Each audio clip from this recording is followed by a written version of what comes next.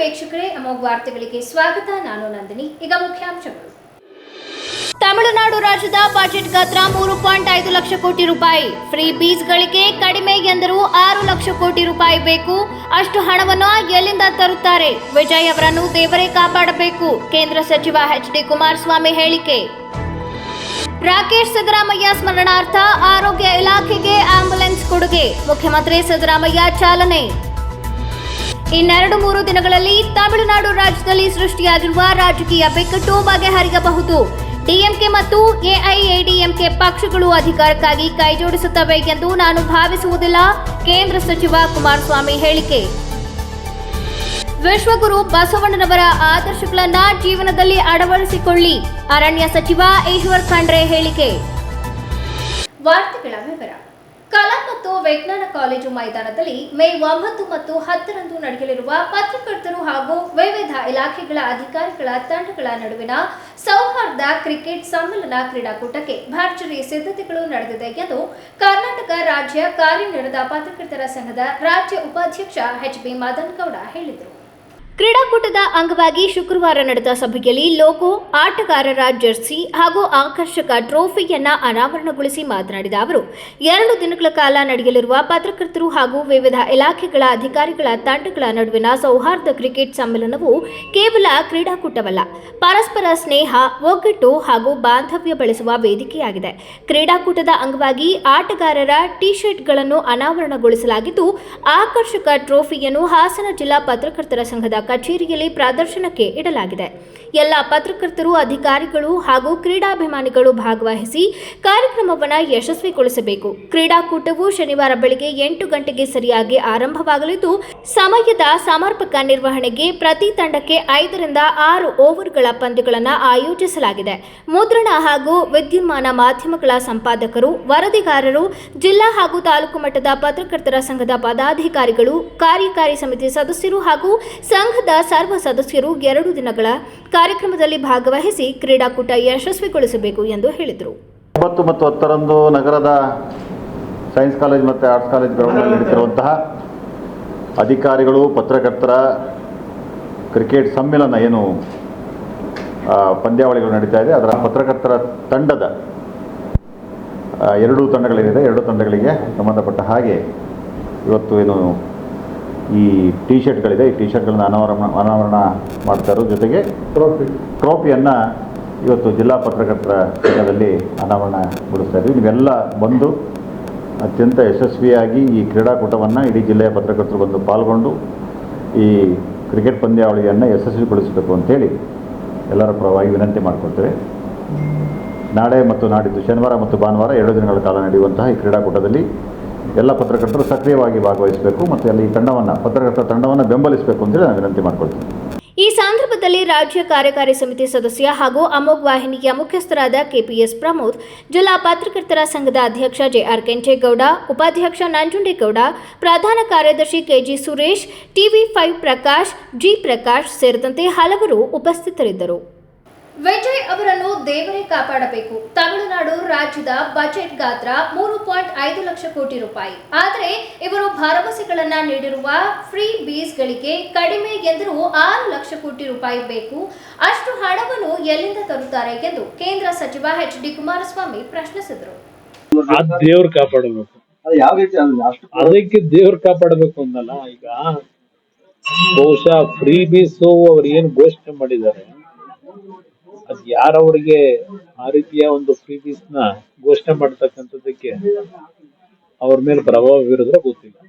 ಇವತ್ತು ಅಲ್ಲಿಯ ಬಜೆಟ್ ವರ್ಷಕ್ಕೆ 3,05,3.5 ಲಕ್ಷ ಕೋಟಿನ ಏನೋ ಇದೆ, 330, 340. ಅವರ ಫ್ರೀ ಬೀಸ್ ಏನಿದೆಯಲ್ಲ, ಬಹುಶಃ ಒಂದು ವರ್ಷಕ್ಕೆ 6 ರಿಂದ 7 ಲಕ್ಷ ಕೋಟಿ ಬೇಕು. ಅವ್ರ ಬಜೆಟ್ 3.5 ಲಕ್ಷ ಕೋಟಿ. ಯಾವ ತರ ಹಣ ಹೊಂದಿಸ್ತಾರೆ ಅದ್ ನೋಡ್ಬೇಕು. ದಿವಂಗತ ರಾಕೇಶ್ ಸಿದ್ದರಾಮಯ್ಯನವರ ಸ್ಮರಣಾರ್ಥವಾಗಿ ಸಮತಾ ಟ್ರಸ್ಟ್ ವತಿಯಿಂದ ರಾಜ್ಯ ಆರೋಗ್ಯ ಮತ್ತು ಕುಟುಂಬ ಕಲ್ಯಾಣ ಇಲಾಖೆಗೆ ದೇಣಿಗೆಯಾಗಿ ನೀಡಲಾದ ಸುಸಜ್ಜಿತ ಆಂಬ್ಯುಲೆನ್ಸ್ಗಳಿಗೆ ಮುಖ್ಯಮಂತ್ರಿ ಸಿದ್ದರಾಮಯ್ಯ ಚಾಲನೆ ನೀಡಿದರು.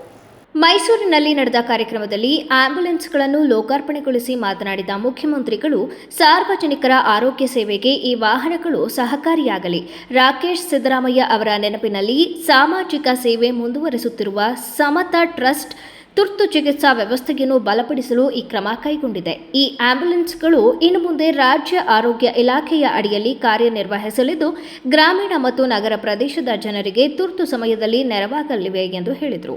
ಇನ್ನೆರಡು 3 ದಿನಗಳಲ್ಲಿ ತಮಿಳುನಾಡು ರಾಜ್ಯದಲ್ಲಿ ಸೃಷ್ಟಿಯಾಗಿರುವ ರಾಜಕೀಯ ಬಿಕ್ಕಟ್ಟು ಬಗೆಹರಿಯಬಹುದು ಎಂದು ಕೇಂದ್ರ ಸಚಿವ ಎಚ್.ಡಿ. ಕುಮಾರಸ್ವಾಮಿ ಹೇಳಿದರು. ಮಾಧ್ಯಮಗಳ ಜೊತೆ ಮಾತನಾಡಿದ ಅವರು, ಇನ್ನೆರಡು 3 ದಿನಗಳಲ್ಲಿ ತಮಿಳುನಾಡು ರಾಜ್ಯದಲ್ಲಿ ಸೃಷ್ಟಿಯಾಗಿರುವ ರಾಜಕೀಯ ಬಿಕ್ಕಟ್ಟು ಬಗೆಹರಿಯಬಹುದು. ಆ ರಾಜ್ಯದಲ್ಲಿನ ರಾಜಕೀಯ ಪರಿಸ್ಥಿತಿಗಳಿಗೆ ಅನುಗುಣವಾಗಿ ರಾಜ್ಯಪಾಲರು ಹೆಜ್ಜೆ ಇಡುತ್ತಿದ್ದಾರೆ. ಇಲ್ಲಿ ಕೇಂದ್ರ ಸರ್ಕಾರ ಹಸ್ತಕ್ಷೇಪ ಮಾಡುವ ಪ್ರಶ್ನೆ ಬರುವುದಿಲ್ಲ. ಅತಿ ದೊಡ್ಡ ಪಕ್ಷವಾಗಿ ಹೊರಹೊಮ್ಮಿರುವ ಟಿವಿಕೆಯನ್ನು ಹೊರತುಪಡಿಸಿ ಡಿಎಂಕೆ ಮತ್ತು ಎಐಎಡಿಎಂಕೆ ಪಕ್ಷಗಳು ಅಧಿಕಾರಕ್ಕಾಗಿ ಕೈಜೋಡಿಸುತ್ತವೆ ಎಂದು ನಾನು ಭಾವಿಸುವುದಿಲ್ಲ. ಅಂತಹ ಸಾಧ್ಯತೆ ಗೋಚರಿಸುತ್ತಿಲ್ಲ. ತಮಿಳುನಾಡಿನಲ್ಲಿ ಸದ್ಯಕ್ಕೆ ಅಲ್ಲಿನ ಪರಿಸ್ಥಿತಿಗಳಿಗೆ ಅನುಗುಣವಾಗಿ ರಾಜ್ಯಪಾಲರು ನಿರ್ಧಾರಗಳನ್ನು ತೆಗೆದುಕೊಂಡಿದ್ದಾರೆ. ಅಲ್ಲಿನ ಕಾನೂನು ಪಂಡಿತರ ಸಲಹೆಗಳನ್ನು ತೆಗೆದುಕೊಂಡು ಸರ್ಕಾರ ರಚನೆಯ ಬಗ್ಗೆ ಕ್ರಮಗಳನ್ನು ವಹಿಸುತ್ತಿದ್ದಾರೆ. ಮುಂದೆ ಏನೆಲ್ಲ ಕಾದು ನೋಡಬೇಕಾಗಿದೆ ಎಂದು ಅವರು ಹೇಳಿದರು. ಒಂದೊಂದು ಸಂದರ್ಭದಲ್ಲಿ ಆಯಾ ರಾಜ್ಯದ ರಾಜ್ಯಪಾಲರುಗಳು ಸ್ಪಷ್ಟ ಬಹುಮತ ಬರದೇ ಇದ್ದಾಗ ಅವರವರದೇ ಆದಂತಹ ಕಾನೂನಿನ ಪಂಡಿತರ ಸಲಹೆ ಮೇರೆಗೆ ರಾಜ್ಯಪಾಲರು ತೆಗೆದುಕೊಳ್ತಕ್ಕಂಥ ನಿರ್ಧಾರಗಳು ಹಲವಾರು ಸಂದರ್ಭದಲ್ಲಿ ನೋಡಿದ್ದೀವಿ. ಇವತ್ತು ಅಲ್ಲಿಯ ರಾಜ್ಯಪಾಲರಿಗೆ ಕಾನೂನು ಪಂಡಿತರಿಂದ ಅವರೇನು ಮಾಹಿತಿಗಳನ್ನು ಪಡೆದು ಸ್ಪಷ್ಟ ಬಹುಮತದ ಸಂಖ್ಯೆಯನ್ನ ರಾಜ್ಯಪಾಲರ ಗಮನಕ್ಕೆ ತರಬೇಕು ಅಂತಕ್ಕಂಥದ್ದನ್ನ ಅವ್ರಿಗೆ ಹೇಳಿದ್ದಾರೆ. ಅವರು ಸ್ಪಷ್ಟ ಬಹುಮತದ ಸಂಖ್ಯೆಯನ್ನ ಪಡಿತಕ್ಕಂಥ ನಿಟ್ಟಿನಲ್ಲಿ ಈಗಾಗಲೇ ಹಲವಾರು ರೀತಿಯಲ್ಲಿ ವಿಜಯ್ ಅವರು ಸಹ ಪ್ರಯತ್ನ ಪಡ್ತಾ ಇದ್ದಾರೆ. ಈಗ ಎರಡು ಪ್ರಮುಖ ವಿರೋಧ ಪಕ್ಷಗಳೀಗ ಡಿಎಂಕೆ ಎಐಎಡಿಎಂಕೆ ಅವರು ಸಹ ಈಗಾಗಲೇ ಸ್ಟಾಲಿನ್ ಅವರು ಒಂದು ಮಾತು ಹೇಳಿದ್ದಾರೆ, 6 ತಿಂಗಳು ನಾನು ಯಾವುದೇ ರೀತಿಯಲ್ಲಿ ಡಿಸ್ಟರ್ಬ್ ಮಾಡ್ಲಿಕ್ಕೆ ಅವಕಾಶ ಕೊಡೋದಿಲ್ಲ, ಸರ್ಕಾರ ನಡೆಸಲಿ ಅಂತಕ್ಕಂಥದ್ದು ಅವರು ಶುಭ ಹಾರೈಸಿದ್ದಾರೆ. ಅದರಿಂದ ಬಹುಶಃ ಇನ್ನೊಂದು 2 ದಿನಗಳಲ್ಲಿ ಅಲ್ಲಿ ತಮಿಳುನಾಡಲ್ಲಿ ಇರ್ತಕ್ಕಂಥ ಈ ಒಂದು ಅಸ್ಪಷ್ಟತೆ ಸರಿಪಡಿಸ್ತಾರೆ ಅಂತಕ್ಕಂಥದ್ದು ನನ್ನ ಅಭಿಪ್ರಾಯ.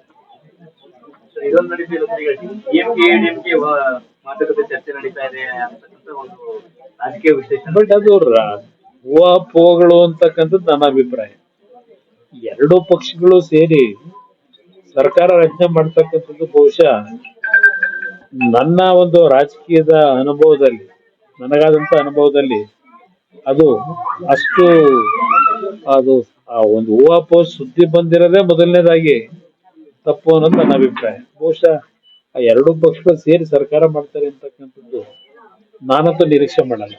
ಅಖಿಲ ಭಾರತ ವೀರಶೈವ ಲಿಂಗಾಯತ ಮಹಾಸಭಾ ತಾಲೂಕು ಘಟಕ, ಯುವ ಘಟಕ ಬೇಲೂರು ಹಾಗೂ ಅಖಿಲ ಭಾರತ ವೀರಶೈವ ಲಿಂಗಾಯತ ಮಹಾಸಭಾ ಮಹಿಳಾ ಘಟಕ ಬೇಲೂರು ತಾಲೂಕು ಇವರ ಸಂಯುಕ್ತಾಶ್ರಯದಲ್ಲಿ ಜಗಜ್ಯೋತಿ ಬಸವೇಶ್ವರರ ಜಯಂತಿ ಮಹೋತ್ಸವವನ್ನು ಅದ್ದೂರಿಯಾಗಿ ಆಯೋಜಿಸಲಾಗಿತ್ತು.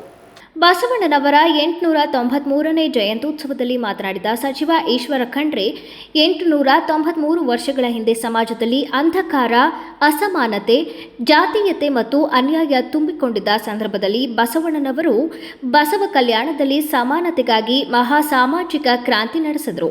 ಹೆಣ್ಣು, ಹೊನ್ನು, ಮಣ್ಣು ಮತ್ತು ಅಧಿಕಾರಕ್ಕಾಗಿ ಅನೇಕ ಕ್ರಾಂತಿಗಳು ನಡೆದಿದ್ದರೂ ಸರ್ವ ಸಮಾನತೆಗಾಗಿ ನಡೆದ ಕ್ರಾಂತಿ ಕಲ್ಯಾಣ ಕ್ರಾಂತಿ. ಸಮಾನತೆ, ಸ್ವಾತಂತ್ರ್ಯ, ಕಾಯಕ, ದಾಸೋಹ, ಸೋದರತ್ವ ಹಾಗೂ ಸಹಬಾಳ್ವೆಯ ತತ್ವಗಳ ಆಧಾರದಲ್ಲಿ ವರ್ಣರಹಿತ, ವರ್ಗರಹಿತ ಸಮಾಜ ನಿರ್ಮಾಣವೇ ಬಸವಣ್ಣನವರ ಕನಸಾಗಿತ್ತು. ಜಾತೀಯತೆ, ಅಸ್ಪೃಶ್ಯತೆ ಮತ್ತು ಕಂದಾಚಾರದ ವಿರುದ್ಧ ಅವರು ಹೋರಾಟ ನಡೆಸಿದರು. ಅನುಭವ ಮಂಟಪವನ್ನು ಇಡೀ ಜಗತ್ತಿನ ಪ್ರಥಮ ಸಂಸತ್ತು, ಎಲ್ಲ ಸಮುದಾಯ ಮತ್ತು ವೃತ್ತಿಯ ಶರಣರಿಗೆ ಅವಕಾಶ ನೀಡಿ ಪ್ರಜಾಪ್ರಭುತ್ವದ ಪರಿಕಲ್ಪನೆಯನ್ನ ಬಸವಣ್ಣನವರು ಬಹಳ ಹಿಂದೆಯೇ ಜಾರಿಗೆ ತಂದಿದ್ದರು.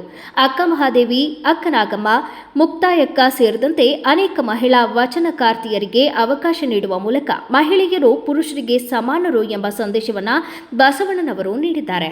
ಮಣ್ಣಿಗಾಗಿ ಅಧಿಕಾರಕ್ಕಾಗಿ ನಡೆದಂತಹ ಕ್ರಾಂತಿಗಳು ಬಹಳ ಇದ್ದಾವೆ. ಆದರೆ ಸರ್ವ ಸಮಾನತೆಗಾಗಿ ನಡೆದಂತಹ ಕ್ರಾಂತಿ ಯಾವುದಾದ್ರೂ ಆದ್ರೆ ಅದು ಕಲ್ಯಾಣ ಕ್ರಾಂತಿ, ಬಸವಣ್ಣನವರ ಕ್ರಾಂತಿ ಅಂತ ನಮ್ಮ ಹಿರಿಯರು ಹೇಳ್ತಾರೆ.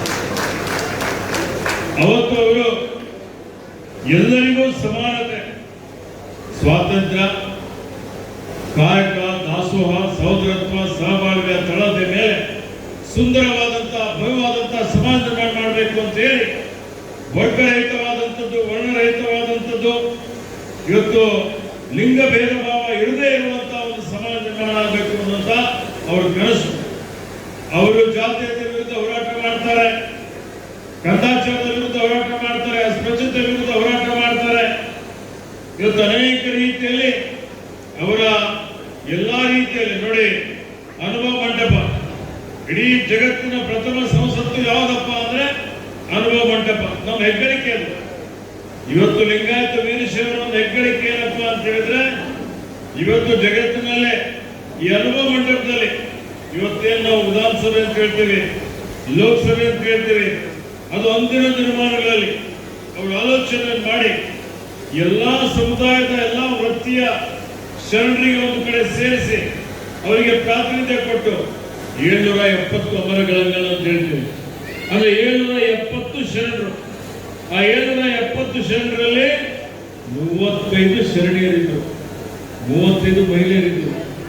ಯಾವ ಕಾಲದಲ್ಲಿ ಮಹಿಳೆಯರು ಶೂದ್ರಗಳು ಅಂತ ಹೇಳಿ ದೇವಾಲಯದಲ್ಲಿ ಒಳ ಸೇರಿಸ್ತಾ ಇರಲಿಲ್ಲ. ಮಹಿಳೆಯರಿಗೆ ಅಷ್ಟೊಂದು ತಾರತಮ್ಯ ಇತ್ತು.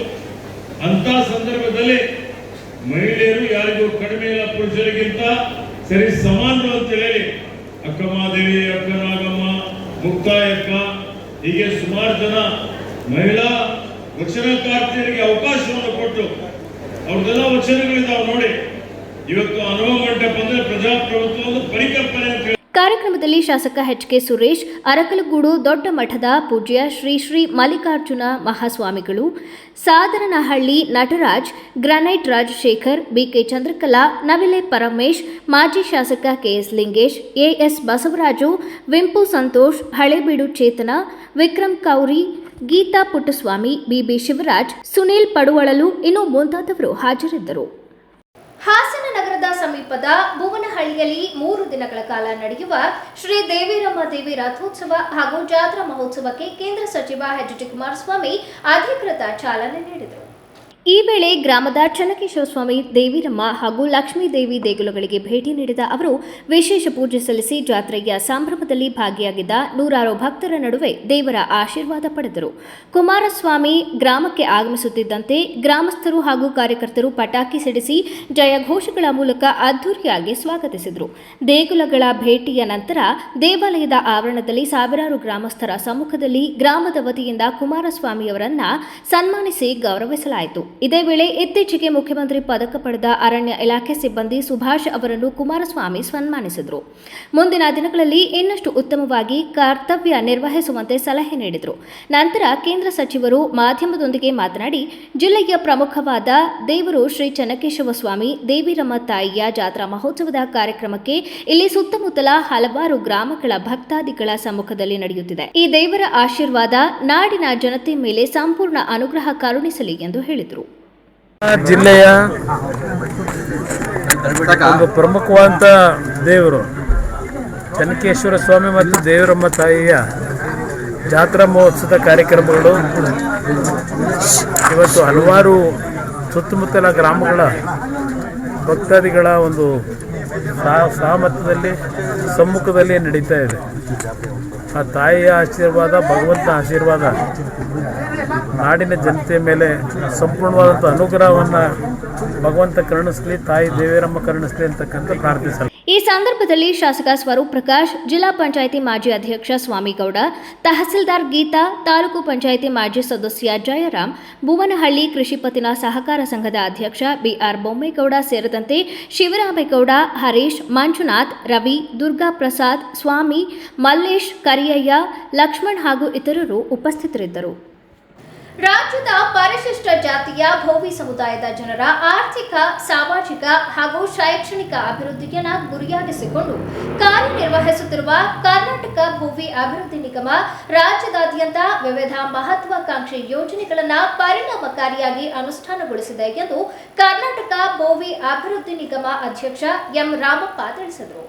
ನಗರದ ಜಿಲ್ಲಾ ಪಂಚಾಯತ್ ಹೊಯ್ಸಳ ಸಭಾಂಗಣದಲ್ಲಿ ನಿಗಮದ ವಿವಿಧ ಯೋಜನೆಗಳ ಪ್ರಗತಿ ಕುರಿತು ಅಧಿಕಾರಿಗಳೊಂದಿಗೆ ಶುಕ್ರವಾರ ನಡೆದ ಪ್ರಗತಿ ಪರಿಶೀಲನಾ ಸಭೆಯಲ್ಲಿ ಅಧ್ಯಕ್ಷತೆ ವಹಿಸಿ ಚರ್ಚೆ ನಡೆಸಿದ ನಂತರ ಮಾಧ್ಯಮದೊಂದಿಗೆ ಮಾತನಾಡಿ, ಕಂಪನಿ ಕಾಯ್ದೆ 2013ರ ಸೆಕ್ಷನ್ 8ರ ಅಡಿಯಲ್ಲಿ ನೋಂದಾಯಿತವಾಗಿರುವ ಈ ನಿಗಮವು ಸಮಾಜದ ಹಿಂದುಳಿದ ವರ್ಗಗಳ ಆರ್ಥಿಕ ಸ್ವಾವಲಂಬನೆಗೆ ಒತ್ತು ನೀಡಿ ಹಲವು ಯೋಜನೆಗಳನ್ನು ರೂಪಿಸಿ ಅನುಷ್ಠಾನಗೊಳಿಸುತ್ತಿದೆ.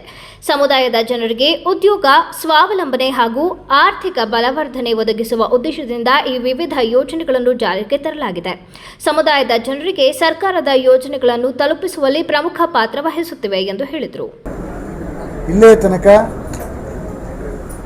ಹಾಸನ ಜಿಲ್ಲಾ ಭೋವಿ ಅಭಿವೃದ್ಧಿ ನಿಗಮದ ಪ್ರಗತಿ ಪರಿಶೀಲನಾ ಸಭೆಯನ್ನು ಜಿಲ್ಲಾಧಿಕಾರಿಗಳ ಮತ್ತು ವ್ಯವಸ್ಥಾಪಕ ನಿರ್ದೇಶಕರ ಮತ್ತು ಪೊಲೀಸ್ ವರಿಷ್ಠಾಧಿಕಾರಿಗಳ ಸಮ್ಮುಖದಲ್ಲಿ ನಮ್ಮ ಸಮಾಜದ ವಿಚಾರಗಳನ್ನು ಸುದೀರ್ಘವಾಗಿ ಚರ್ಚೆ ಮಾಡಿದ್ದೇನೆ. ನಮ್ಮ ನಿಗಮ 2015ರಲ್ಲಿ ಪ್ರಾರಂಭವಾಗಿದ್ದಾಗ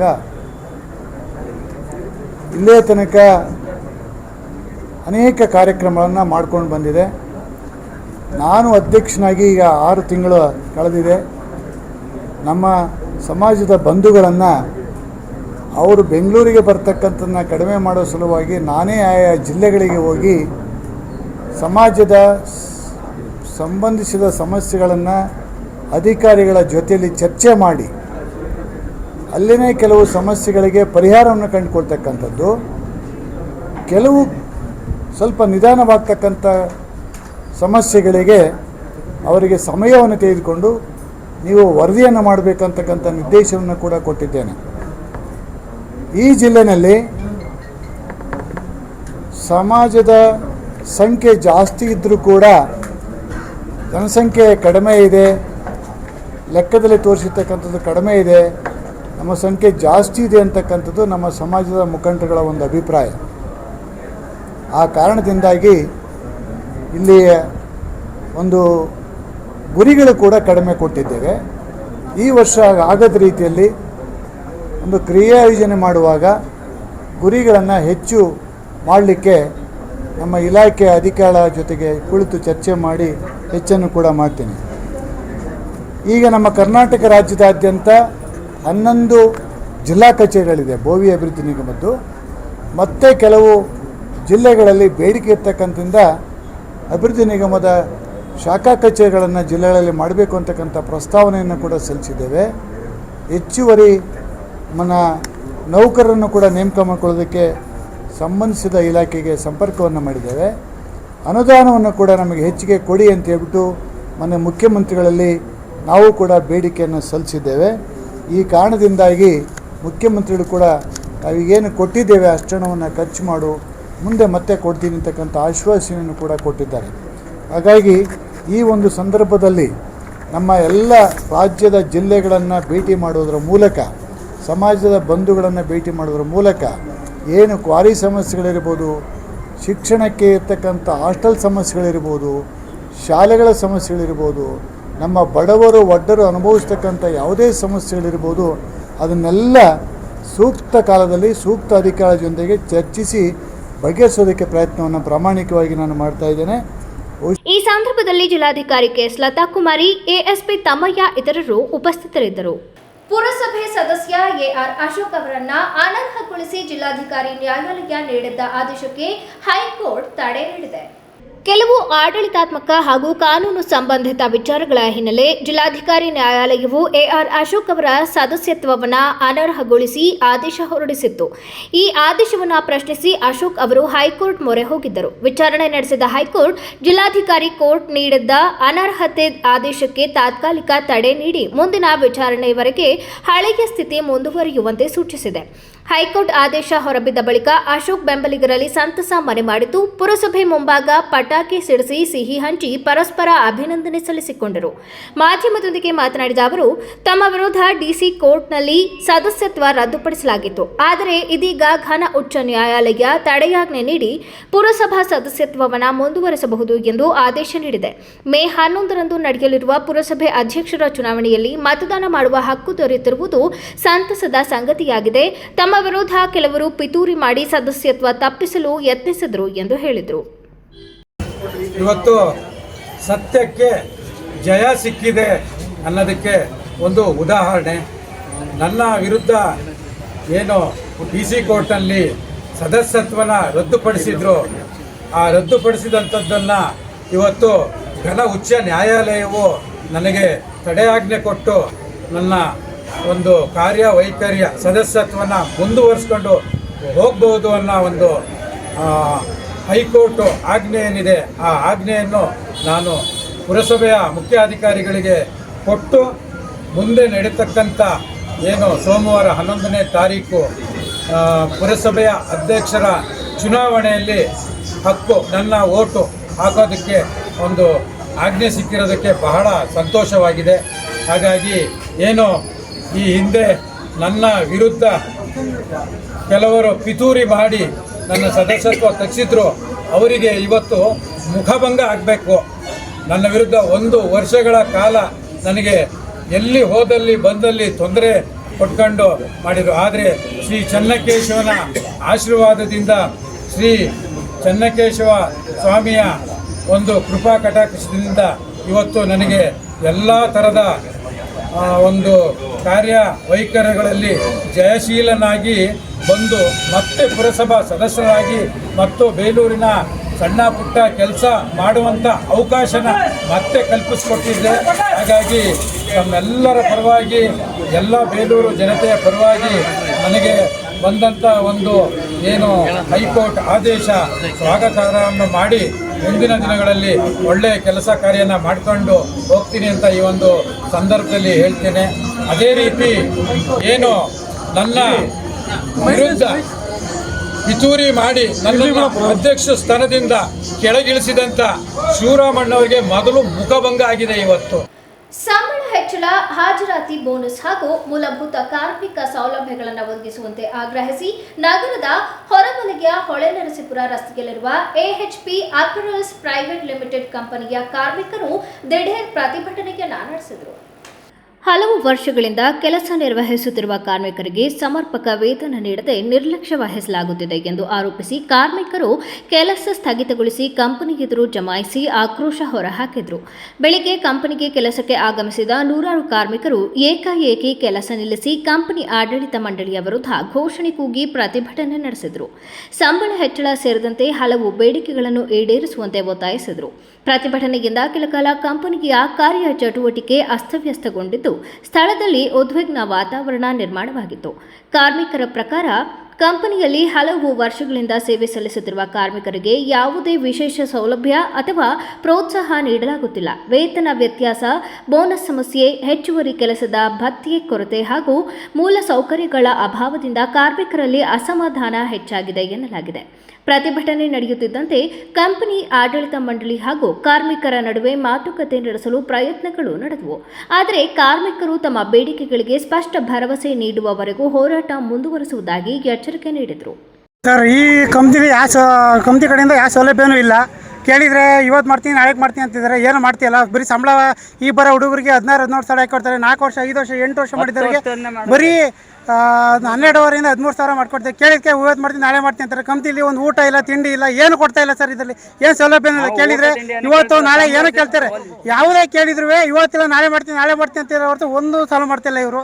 ಕೇಳಿದ್ದಕ್ಕೆ ಇವತ್ತಿಲ್ಲ ನಾಳೆ ಅಂತ ಒಂದು ನೈಟ್ ಅಲೌನ್ಸ್ ಕೊಡ್ತಾರೆ, ಬರೀ 100 ರೂಪಾಯಿ ಕೊಡ್ತಾರೆ. ಯಾವುದಕ್ಕಾಗುತ್ತೆ ಸರ್ 100 ರೂಪಾಯಿ? ಅಡ್ವಾನ್ಸ್ ಆಗಲ್ಲ. ಅಟೆಂಡೆನ್ಸ್ ಬೋನಸ್ ಕೊಡ್ತೀನಿ ಅಂತ ಬರೀ 200 ರೂಪಾಯಿ. ಈ ಸೇರಿಯಲ್ಲ ಒಂದೊಂದು ಸಾವಿರ ಮಾಡ್ತೀನಿ ಅಂತಾರೆ. ಅದು ನೆಟ್ಟಿಗೆ ಹುಡುಗರು ಯಾರಿಗೂ ಬಂದೇ ಇಲ್ಲ. ಅಟೆಂಡೆನ್ಸ್ ಬ್ಯಾಲೆನ್ಸ್ ಕೊಡ್ತೀನಿ ಅಂತಾರೆ, ಯಾರಿಗೂ ಹಾಕಿಲ್ಲ. ಅದರಲ್ಲಿ 3 ವರ್ಷ 4 ವರ್ಷ ಹುಡುಗರು ಮಾಡ್ತಿದ್ದಾರೆ. ಕೇಳಿದ್ದಕ್ಕೆ ಅದೇ ಸಂಬಳ ಹಾಕಿ ಕೊಡ್ತೀನಿ. 12 ಅವರಿಂದ ಬರೀ 500 ರೂಪಾಯಿ 600 ರೂಪಾಯಿ ಹಾಕೊಡ್ತಿದ್ದಾರೆ ವರ್ಷಕ್ಕೆ. ಯಾವ ಕಡೆಗೂ ಸೌಲಭ್ಯ ಇಲ್ಲ. ಕೇಳಿದ್ದಕ್ಕೆ ಇವತ್ತಿಲ್ಲ ನಾಳೆ ಕೊಡ್ತೀನಿ, ಬರೀ ಮ್ಯಾನೇಜ್ಮೆಂಟಿಂದ ಬರಬೇಕು, ಅಲ್ಲಿಂದ ಬರಬೇಕು, ಇಲ್ಲಿಂದ ಬರಬೇಕು ಅಂತಿದ್ದಾರೆ. ಏನು ಮಾಡ್ಕೊಡ್ತಿಲ್ಲ ಸರ್. ಏನು ಕೇಳಿದ್ರು ಇವತ್ತು ನಾಳೆ ಅಂತಿದ್ದಾರೆ ಹೊರತು ಒಂದು ಏನು ಕೆಲಸ ಮಾಡ್ಕೊಡ್ತಿಲ್ಲ. ಇವತ್ತು ನಾವು ಅದಕ್ಕಾಗಿ ಹುಡುಗರೆಲ್ಲ ಸೇರ್ಕೊಂಡು ಇವತ್ತು ನಮಗೆ ಏನು ಇಲ್ಲದ ಸ್ಟ್ರೈಕ್ ಮಾಡ್ತಿದ್ವಿ. ನಮಗೆ ಏನಾದ್ರು ಇದು ಮಾಡಿಕೊಡ್ಬೇಕು, ಸಂಬಳ ಜಾಸ್ತಿ ಮಾಡ್ಕೊಡ್ಬೇಕು, ಇಂಕ್ರಿಮೆಂಟ್ ಮಾಡ್ಕೊಡ್ಬೇಕು, ನಮಗೆಲ್ಲ ಸೌಲಭ್ಯ ಮಾಡ್ಕೊಡ್ಬೇಕು ಅಂತ ನಾವು ಕೇಳ್ಕೊತಿದ್ವಿ ಅಷ್ಟೇ. ನಾವು ಹೆಚ್ಚು ಕಮ್ಮಿ 5 ವರ್ಷ ಕೆಲಸ ಮಾಡ್ತಿದ್ವಿ. 5, 10 ವರ್ಷ, 7 ವರ್ಷ, 12 ವರ್ಷದಿಂದ ಮಾಡ್ತಿದ್ದಾರೆ. ನಾವು 7 ವರ್ಷ ಆಯಿತು ಕೆಲಸ ಹೇಳ್ಕೊಂಡು 7 ವರ್ಷ 8 ವರ್ಷದವರೆಲ್ಲ ಇದ್ದೀವಿ. ಬರೀ 300 ರೂಪಾಯಿ 400 ರೂಪಾಯಿ 300 ರೂಪಾಯಿ 400 ರೂಪಾಯಿ. ಹೋದ ವರ್ಷ ನಾವು 500 ರೂಪಾಯಿ ಮಾಡಿದ್ರು, 600 ರೂಪಾಯಿ. ಸರ್ ಏನಕ್ಕೆ ಸರ್ ನೀವು ಇಂಕ್ರಿಮೆಂಟ್ ಮಾಡಿಲ್ವಲ್ಲ ಸರ್ ಅಂದರೆ ಮಾಡ್ಕೊಡ್ತೀವಿ, ಮುಂದಿನ ತಿಂಗಳು ಮಾಡ್ತೀವಿ, 10 ತಿಂಗಳು ಮಾಡ್ತೀವಿ, ಈ ತಿಂಗಳು ಅಡ್ಡೇ ಇಲ್ಲ. ಈಗ ಬರೀ 400 ರೂಪಾಯಿ ಮಾಡೋರೆ. ಈಗ 2 ತಿಂಗಳು 3 ತಿಂಗಳು ಮಾಡಿ ಬಂದಿರೋರಿಗೆ 15,000 14,000 ಸಂಬಳ ಮಾಡೋರೆ. ನಾವು 10 ವರ್ಷದಿಂದ ಮಾಡ್ತಾ ಇರೋರು ಬರೀ 12,000ದಲ್ಲೇ ಹೋಯ್ತಾ ಇವಿ.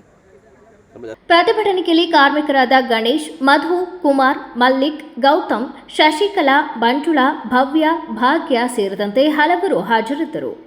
ಈಗ ಜಾಹೀರಾತು. ರತ್ನಂ ಸಿಲ್ಕ್ಸ್ ಹಾಸನದ ಜನಮನ ಗೆದ್ದಿರುವ ನಂಬರ್ 1 ರೇಷ್ಮೆ ಹಾಗೂ ಫ್ಯಾನ್ಸಿ ಸೀರೆಗಳ ಎಕ್ಸ್ಕ್ಲೂಸಿವ್ ಶೋರೂಮ್.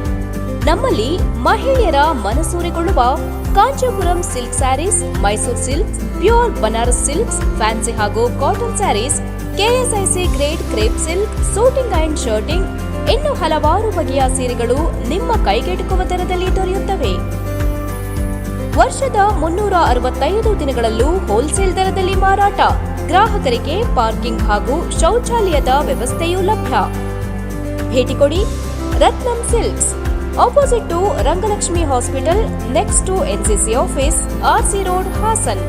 ಫೋನ್ ನಂಬರ್ 9164210699 ಹಾಗೂ 08172296399. ಹಾಸನದ ಕೆಆರ್ಪುರಂನಲ್ಲಿ ನೂತನವಾಗಿ ಪ್ರಾರಂಭವಾಗಿರುವ ಸುನಂದ ಸೂಪರ್ ಸ್ಪೆಷಾಲಿಟಿ ಕಣ್ಣಿನ ಆಸ್ಪತ್ರೆಯಲ್ಲಿ ನಿಮ್ಮ ಕಣ್ಣಿನ ಎಲ್ಲ ಸಮಸ್ಯೆಗಳಿಗೆ ಸೂಕ್ತ ಚಿಕಿತ್ಸೆಗಳು ಲಭ್ಯವಿರುತ್ತವೆ. ಪ್ರತಿದಿನ ನುರಿತ ತಜ್ಞರಾದಂಥ doctor Chirant IM phaco surgeon, doctor Sumant IM retina surgeon, doctor Madhumita M phaco surgeon ನಿಮ್ಮ ಸೇವೆಗೆ ಲಭ್ಯವಿರುತ್ತಾರೆ. ನಮ್ಮ ಆಸ್ಪತ್ರೆಯ ವಿಶೇಷತೆಗಳು: state of art operation theatre, injection ರಹಿತ ನೋವಿಲ್ಲದ ಶಸ್ತ್ರಚಿಕಿತ್ಸೆ, ಕ್ಯಾಟರಾಕ್ಟ್ ಶಸ್ತ್ರಚಿಕಿತ್ಸೆಗೆ ಅತ್ಯಾಧುನಿಕ ಆರ್ಟ್ಲಿ ಫೇಕೋ ಮೆಷಿನ್, ಅಂತಾರಾಷ್ಟ್ರೀಯ ಮಟ್ಟದ ಲೆನ್ಸಸ್ ಬಳಕೆ, ನುರಿತ ವೈದ್ಯರ ತಂಡದಿಂದ ರೆಟಿನಾ ತೊಂದರೆಗಳಿಗೆ ಚಿಕಿತ್ಸೆ, ಗ್ಲೋಕೋಮಾ ಸಮಸ್ಯೆಗೆ ಚಿಕಿತ್ಸೆ, ಬಾಲ್ಯದ ಕಣ್ಣಿನ ಸಮಸ್ಯೆಗಳಿಗೆ ಚಿಕಿತ್ಸೆ. ನಮ್ಮಲ್ಲಿ ಅತ್ಯಾಧುನಿಕ OCT machine, laser machine, vitrectomy machine ಹಾಗೂ ಇತರೆ ಕಣ್ಣಿನ ಸಮಸ್ಯೆಗಳಿಗೆ ಬೇಕಾಗುವ ಮೆಷಿನ್ಗಳು ಲಭ್ಯವಿರುತ್ತವೆ. ಹೆಸರಾಂತ ಕಂಪನಿಯ ಉತ್ತಮ ಗುಣಮಟ್ಟದ ಕನ್ನಡಕಗಳು ರಿಯಾಯಿತಿ ದರದಲ್ಲಿ ದೊರೆಯುತ್ತವೆ. ನಮ್ಮಲ್ಲಿ ಮುಖ್ಯವಾಗಿ ಯಶಸ್ವಿನಿ ಕಾರ್ಡ್, ಧರ್ಮಸ್ಥಳ ಸಂಘದ ಕಾರ್ಡ್ಗಳ ವಿಮಾ ಸೌಲಭ್ಯ ಹಾಗೂ ಇತರೆ ಖಾಸಗಿ ಕಂಪನಿಗಳ ವಿಮಾ ಸೌಲಭ್ಯಗಳು ದೊರೆಯುತ್ತವೆ. ಭಾನುವಾರ ಹೊರತುಪಡಿಸಿ ಪ್ರತಿದಿನ ಸೋಮವಾರದಿಂದ ಶನಿವಾರದವರೆಗೆ ಬೆಳಗ್ಗೆ 10 ರಿಂದ ಸಂಜೆ 8 ಗಂಟೆವರೆಗೆ ವೈದ್ಯರು ಸಮಾಲೋಚನೆಗೆ ಲಭ್ಯವಿರುತ್ತಾರೆ. ಹೆಚ್ಚಿನ ಮಾಹಿತಿಗಾಗಿ ಸಂಪರ್ಕಿಸಿ. ಹಾಸನದ ನಮ್ಮ ವಿಳಾಸ HAR ಆರ್ಕೇಡ್ 4ನೇ ಕ್ರಾಸ್, ಸಂಪಿಗೆ ರಸ್ತೆ, ಕೆಆರ್ಪುರಂ, ಹಾಸನ. Phone number 9036033343, 9353737288. ತಿಪಟೂರಿನಲ್ಲಿ ಕಳೆದ 3 ವರ್ಷಗಳಿಂದ ಸುನಂದ ಕಣ್ಣಿನ ಆಸ್ಪತ್ರೆ ಕಾರ್ಯನಿರ್ವಹಿಸುತ್ತಿದ್ದು ರೋಗಿಗಳ ಮೆಚ್ಚುಗೆ ಗಳಿಸಿದೆ ಎಂದು ತಿಳಿಸಲು ಆಶಿಸುತ್ತೇವೆ. ತಿಪಟೂರಿನ ನಮ್ಮ ವಿಳಾಸ NH 206, ಹಾಸನ್ ಸರ್ಕಲ್ ಹತ್ತಿರ, ಇಂಡಿಯನ್ ಆಯಿಲ್ ಪೆಟ್ರೋಲ್ ಬಂಕ್ ಪಕ್ಕ, ತಿಪಟೂರು. ಫೋನ್ ನಂಬರ್ಸ್ 8310505620 ಮತ್ತು 08023901908. ಸಕಲೇಶಪುರದಲ್ಲಿ ಸುನಂದ ಸೂಪರ್ ಸ್ಪೆಷಾಲಿಟಿ ಕಣ್ಣಿನ ಆಸ್ಪತ್ರೆಯ ವಿಷನ್ ಸೆಂಟರ್ ತೆರೆಯಲಾಗಿದ್ದು ಸೋಮವಾರ ಮತ್ತು ಗುರುವಾರ ನೇತ್ರ ತಜ್ಞರು ಸಮಾಲೋಚನೆಗೆ ಲಭ್ಯವಿರುತ್ತಾರೆ. ಸಕಲೇಶಪುರದ ನಮ್ಮ ವಿಳಾಸ Srinivasa nursing home, 2nd floor, BM road, Sakleshpur. Phone number 7975318630.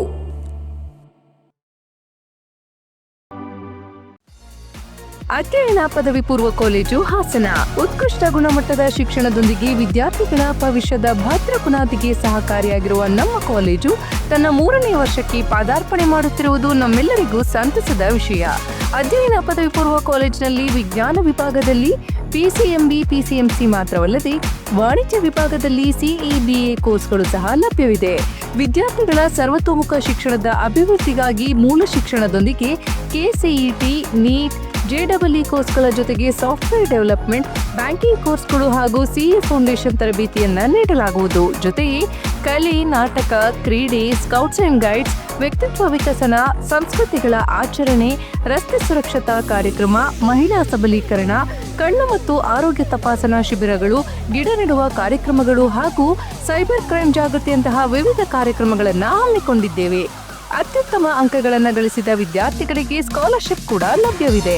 ನುರಿತ ಉಪನ್ಯಾಸಕರು ಹಾಗೂ ಸುಸಜ್ಜಿತ ಲ್ಯಾಬ್ಗಳನ್ನು ಒಳಗೊಂಡಿರುವ ನಮ್ಮ ಅಧ್ಯಯನ ಪದವಿ ಪೂರ್ವ ಕಾಲೇಜಿನಲ್ಲಿ ವಿದ್ಯಾರ್ಥಿಗಳಿಗೆ ಪ್ರತ್ಯೇಕವಾದ ಹಾಸ್ಟೆಲ್ನ ವ್ಯವಸ್ಥೆ ಕೂಡ ಲಭ್ಯವಿದೆ.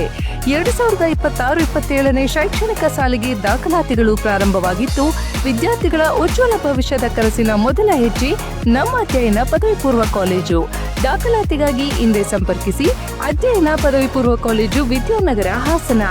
ಕಾಂಟ್ಯಾಕ್ಟ್ 9019526599.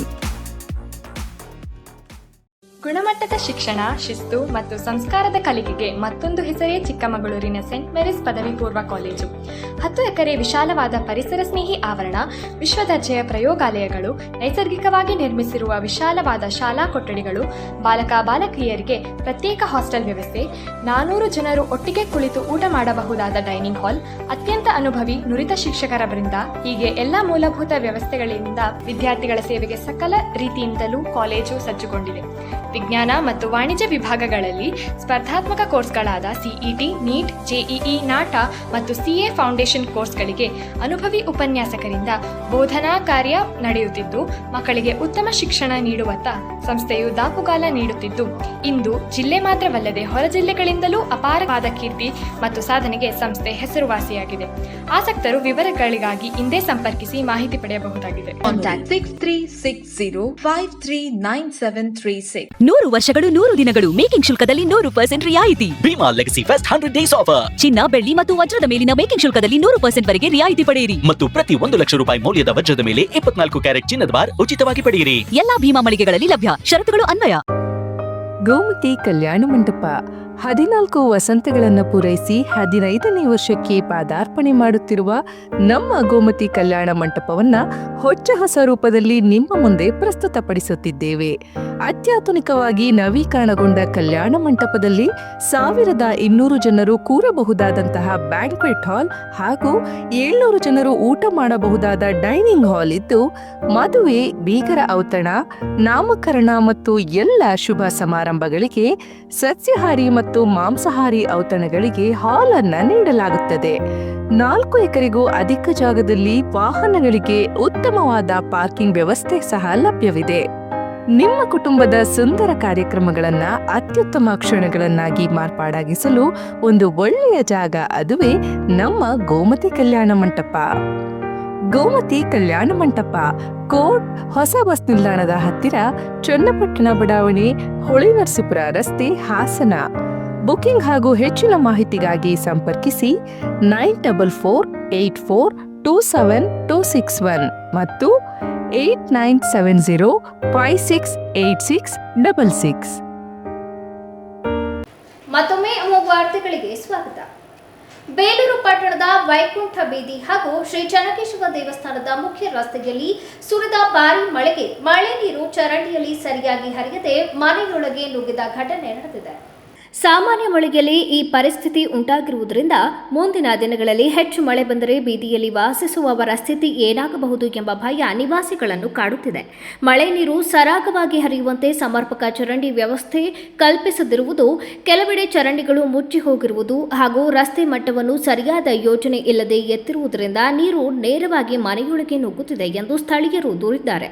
ಇನ್ನಾದರೂ ಸಂಬಂಧಪಟ್ಟ ಅಧಿಕಾರಿಗಳು ಹಾಗೂ ಜನಪ್ರತಿನಿಧಿಗಳು ಎಚ್ಚೆತ್ತುಕೊಂಡು ಸ್ಥಳ ಪರಿಶೀಲನೆ ನಡೆಸಿ ಮುಂದಿನ ದಿನಗಳಲ್ಲಿ ಯಾವುದೇ ಅನಾಹುತಗಳು ಸಂಭವಿಸದಂತೆ ಶಾಶ್ವತ ಪರಿಹಾರ ಕ್ರಮ ಕೈಗೊಳ್ಳಬೇಕು. ನಿವಾಸಿಗಳಿಗೆ ಅನುಕೂಲವಾಗುವಂತೆ ಸಮರ್ಪಕ ಚರಂಡಿ ವ್ಯವಸ್ಥೆ ಹಾಗೂ ನೀರು ಹರಿವಿಗೆ ಸೂಕ್ತ ವ್ಯವಸ್ಥೆ ಕಲ್ಪಿಸಬೇಕು ಎಂದು ನಿವಾಸಿಗರು ಮನವಿ ಮಾಡಿದ್ದಾರೆ. ದೇವತೆಯ ಆರಾಧನೆ, ಸಂಪ್ರದಾಯ ಮತ್ತು ಜನಪದ ಕಲೆಯ ಸಮ್ಮೇಳನಕ್ಕೆ ಹೊಳೆನರಸೀಪುರ ತಾಲೂಕಿನ ಹರಿಹರಪುರ ಗ್ರಾಮ ಸಾಕ್ಷಿಯಾಯಿತು. ಗ್ರಾಮದ ಆರಾಧ್ಯ ದೇವಿಯಾದ ಶ್ರೀ ದುರ್ಗಾ ಪರಮೇಶ್ವರಿ ದೇವಾಲಯದ ಪುನರ್ ಪ್ರತಿಷ್ಠಾಪನಾ ಮಹೋತ್ಸವದ ಅಂಗವಾಗಿ ಮೇ 7ರಂದು ಬೆಳಗಿನಿಂದ ರಾತ್ರಿವರೆಗೂ ವಿವಿಧ ಧಾರ್ಮಿಕ ಹಾಗೂ ಸಾಂಸ್ಕೃತಿಕ ಕಾರ್ಯಕ್ರಮಗಳು ಅತ್ಯಂತ ವಿಜೃಂಭಣೆಯಿಂದ ನಡೆಯಿತು. ಬೆಳಗಿನ ಜಾವ ದೇವಾಲಯದಲ್ಲಿ ವಿಶೇಷ ಪೂಜೆ, ಗಣಹೋಮ, ಚಂಡಿಕಾ ಹವನ ಸೇರಿದಂತೆ ಹಲವು ಧಾರ್ಮಿಕ ವಿಧಿವಿಧಾನಗಳು ವೇದ ಘೋಷಗಳ ನಡುವೆ ನೆರವೇರಿದವು. ಅರ್ಚಕರು ವೈದಿಕ ಮಂತ್ರೋಚ್ಚಾರಣೆಯೊಂದಿಗೆ ಹವನ ಹೋಮಗಳನ್ನು ನೆರವೇರಿಸಿ ಗ್ರಾಮದ ಒಳಿತು, ಉತ್ತಮ ಮಳೆ, ಸಮೃದ್ಧ ಬೆಳೆ ಹಾಗೂ ಗ್ರಾಮಸ್ಥರ ಆರೋಗ್ಯಕ್ಕೆ ವಿಶೇಷ ಪ್ರಾರ್ಥನೆ ಸಲ್ಲಿಸಿದರು. ಭಕ್ತರು ಹೆಚ್ಚಿನ ಸಂಖ್ಯೆಯಲ್ಲಿ ಭಾಗವಹಿಸಿ ದೇವಿಯ ದರ್ಶನ ಪಡೆದು ಪೂಜೆಯಲ್ಲಿ ಪಾಲ್ಗೊಂಡರು. ಬಹುಕಾಲದ ನಿರೀಕ್ಷೆಯಾದ ರೈಲು ಮಾರ್ಗ ಕಾಮಗಾರಿ ಈಗ ವೇಗ ಪಡೆದುಕೊಂಡಿದ್ದು, ಇನ್ನು 6ರಿಂದ 8 ತಿಂಗಳೊಳಗೆ ಈ ಮಾರ್ಗದಲ್ಲಿ ರೈಲು ಸಂಚಾರ ಆರಂಭವಾಗುವ ಸಾಧ್ಯತೆ ವ್ಯಕ್ತವಾಗಿದೆ. ಚಿಕ್ಕಮಗಳೂರಿನಿಂದ ಹಾಲದಹಳ್ಳಿ ಮಾರ್ಗವಾಗಿ ಬೇಲೂರಿಗೆ ಸಂಪರ್ಕ ಕಲ್ಪಿಸುವ ಸುಮಾರು 22 ಕಿಲೋಮೀಟರ್ ಉದ್ದದ ರೈಲು ಮಾರ್ಗ ನಿರ್ಮಾಣ ಕಾರ್ಯ ಬಹುತೇಕ ಅಂತಿಮ ಹಂತ ತಲುಪಿದೆ. ಈ ಮಾರ್ಗದಲ್ಲಿ ನಿರ್ಮಾಣವಾಗುತ್ತಿರುವ 5 ದೊಡ್ಡ ಹಾಗೂ 22 ಸಣ್ಣ ಸೇತುವೆಗಳ ಪೈಕಿ 2 ದೊಡ್ಡ ಸೇತುವೆಗಳು ಮತ್ತು 17 ಸಣ್ಣ ಸೇತುವೆಗಳ ಕಾಮಗಾರಿ ಪೂರ್ಣಗೊಂಡಿದೆ. ಉಳಿದ ಸೇತುವೆಗಳ ನಿರ್ಮಾಣವು ಪ್ರಗತಿಯಲ್ಲಿದೆ. ಭೂಮಿಯ ಸಮತಟ್ಟು ಹಾಗೂ ಟ್ರ್ಯಾಕ್ ಅಳವಡಿಕೆ ಸಂಬಂಧ ಒಟ್ಟು 17.88 ಕಿಲೋಮೀಟರ್ ಕಾಮಗಾರಿಯಲ್ಲಿ ಈಗಾಗಲೇ 16.14 ಕಿಲೋಮೀಟರ್ ಕೆಲಸ ಪೂರ್ಣಗೊಂಡಿದೆ. ದೊಡ್ಡಮೇತೂರು ಹಾಗೂ ಗಂಜನಗೂಡು ಭಾಗದಲ್ಲಿ ನಿರ್ಮಾಣಗೊಳ್ಳಬೇಕಿರುವ ಸೇತುವೆಗಳಿಗೆ ಸಂಪರ್ಕ ರಸ್ತೆ ವಿಚಾರದಲ್ಲಿ ಭೂ ವಿವಾದ ಉಂಟಾಗಿದ್ದು, ಅದು ಬಗೆಹರಿದ ಬಳಿಕ ಮುಂದಿನ ಹಂತದ ಕೆಲಸ ಆರಂಭವಾಗಲಿದೆ. ಇದೇ ವೇಳೆ ಬೇಲೂರಿನ ಮೂಡಿಗೆರೆ ರಸ್ತೆಯ ಜೆಪಿ ನಗರ ಸಮೀಪ ಹೇಮಾವತಿ ನಗರದಲ್ಲಿ ನಿರ್ಮಾಣಗೊಳ್ಳುತ್ತಿರುವ ಆಧುನಿಕ ರೈಲು ನಿಲ್ದಾಣದ ಕಾಮಗಾರಿ ಕೂಡ ಚುರುಕಾಗಿದೆ. ಸುಮಾರು 570 ಮೀಟರ್ ಉದ್ದ ಮತ್ತು 10 ಮೀಟರ್ ಅಗಲದ ಈ ನಿಲ್ದಾಣದಲ್ಲಿ ಪ್ರಯಾಣಿಕರ ನಿರೀಕ್ಷಣಾ ಕೊಠಡಿ, ವಿಐಪಿ ನಿರೀಕ್ಷಣಾ ಸ್ಥಳ, ಓವರ್ ಹೆಡ್ ಟ್ಯಾಂಕ್ ಹಾಗೂ ಅಂಡರ್ ಪಾಸ್ ಸೌಲಭ್ಯಗಳನ್ನು ಕಲ್ಪಿಸಲಾಗುತ್ತಿದೆ. ಆದರೆ ಮೊದಲ ಹಂತದಲ್ಲೇ ಬೇಲೂರು ಚಿಕ್ಕಮಗಳೂರು ರೈಲು ಸಂಪರ್ಕ ಆರಂಭವಾದರೆ ಬಳಿಕ ಶಿವಮೊಗ್ಗ ಮತ್ತು ಬೆಂಗಳೂರಿನತ್ತ ಸಂಪರ್ಕ ಸುಲಭವಾಗಲಿದೆ ಎಂಬ ನಿರೀಕ್ಷೆ ಜನರಲ್ಲಿ ಹೆಚ್ಚಾಗಿದೆ. ಕೊನೆಯಲ್ಲಿ ಮತ್ತೊಮ್ಮೆ ಮುಖ್ಯಾಂಶಗಳು. ತಮಿಳುನಾಡು ರಾಜ್ಯದ ಬಜೆಟ್ ಗಾತ್ರ 3.5 ಲಕ್ಷ ಕೋಟಿ ರೂಪಾಯಿ. ಫ್ರೀ ಬೀಸ್ಗಳಿಗೆ ಕಡಿಮೆ ಎಂದರೂ 6 ಲಕ್ಷ ಕೋಟಿ ರೂಪಾಯಿ ಬೇಕು. ಅಷ್ಟು ಹಣವನ್ನು ಎಲ್ಲಿಂದ ತರುತ್ತಾರೆ? ವಿಜಯ್ ಅವರನ್ನು ದೇವರೇ ಕಾಪಾಡಬೇಕು. ಕೇಂದ್ರ ಸಚಿವ ಎಚ್.ಡಿ. ಕುಮಾರಸ್ವಾಮಿ ಹೇಳಿಕೆ. ರಾಕೇಶ್ ಸಿದ್ದರಾಮಯ್ಯ ಸ್ಮರಣಾರ್ಥ ಆರೋಗ್ಯ ಇಲಾಖೆಗೆ ಆಂಬ್ಯುಲೆನ್ಸ್ ಕೊಡುಗೆ. ಮುಖ್ಯಮಂತ್ರಿ ಸಿದ್ದರಾಮಯ್ಯ ಚಾಲನೆ. ಇನ್ನೆರಡು-ಮೂರು ದಿನಗಳಲ್ಲಿ ತಮಿಳುನಾಡು ರಾಜ್ಯದಲ್ಲಿ ಸೃಷ್ಟಿಯಾಗಿರುವ ರಾಜಕೀಯ ಬಿಕ್ಕಟ್ಟು ಬಗೆಹರಿಯಬಹುದು. ಡಿಎಂಕೆ ಮತ್ತು ಎಐಎಡಿಎಂಕೆ ಪಕ್ಷಗಳು ಅಧಿಕಾರಕ್ಕಾಗಿ ಕೈಜೋಡಿಸುತ್ತವೆ ಎಂದು ನಾನು ಭಾವಿಸುವುದಿಲ್ಲ. ಕೇಂದ್ರ ಸಚಿವ ಕುಮಾರಸ್ವಾಮಿ ಹೇಳಿಕೆ. ವಿಶ್ವಗುರು ಬಸವಣ್ಣನವರ ಆದರ್ಶಗಳನ್ನು ಜೀವನದಲ್ಲಿ ಅಳವಡಿಸಿಕೊಳ್ಳಿ. ಅರಣ್ಯ ಸಚಿವ ಈಶ್ವರ್ ಖಂಡ್ರೆ ಹೇಳಿಕೆ. ಮುಂದಿನ ವಾರ್ತಾ ಸಂಚಿಕೆಯಲ್ಲಿ ಮತ್ತೊಮ್ಮೆ ಭೇಟಿಯಾಗೋಣ. ನಮಸ್ಕಾರ.